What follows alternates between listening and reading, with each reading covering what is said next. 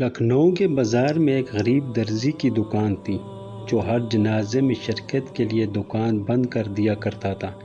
لوگوں نے کہا اس طرح روز روز جنازے پر جانے سے آپ کا کاروبار ٹھپ ہو جائے گا۔ وہ کہنے لگا، علماء سے سنا ہے جب کوئی آدمی کسی مسلمان کے جنازے پر جاتا ہے تو کل کو اس کے جنازے پر بھی لوگوں کا ہجوم ہوگا۔ میں غریب ہوں اور نہ ہی زیادہ لوگ مجھے جانتے ہیں، تو میرے جنازے پر کون آئے گا؟ اس لیے ایک تو مسلمان کا حق سمجھ کر پڑھتا ہوں اور دوسرا یہ کہ شاید کل کو مجھے کوئی کندھا دینے والا مل جائے گا۔ اللہ پاک کی شان دیکھیں۔ 1902 میں مولانا عبدالحق لکھنوی صاحب کا انتقال ہوا۔ ریڈیو میں بتایا گیا، اخبارات میں جنازے کی خبریں دی گئیں۔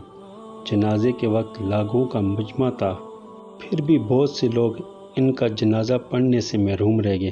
جب جنازہ گاہ میں ان کی نماز جنازہ ختم ہوئی تو اسی وقت جنازہ گاہ میں دوسرا جنازہ داخل ہوا اور اعلان ہوا کہ ایک اور مسلمان کا جنازہ بھی پڑھ کر جائیں۔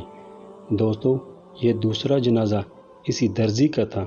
مولانا کے جنازے کے سب لوگ، بڑے بڑے اللہ والے، علماء کرام، سب نے اس درزی کا جنازہ پڑھا اور پہلے جنازے سے جو لوگ رہ گئے تھے وہ بھی اس میں شامل ہو گئے۔ اس غریب درزی کا جنازہ تو مولانا کے جنازے سے بڑھ کر نکلا۔ درزی کی بات پوری کر کے اس کی لاج رکھ لی۔ میرے محترم عزیز دوستو، کسی نے سچ کہا ہے، آج تم کسی کا خیال کرو گے تو کل کو لوگ تمہارا خیال کریں گے۔ اللہ پوری امت مسلمہ کے گناہوں کی بخشش اور ہم سب کو نئے کام کرنے کی ہدایت فرمائے اور ہم سب کا نزول ایمان پر فرمائے، آمین یا رب العالمین۔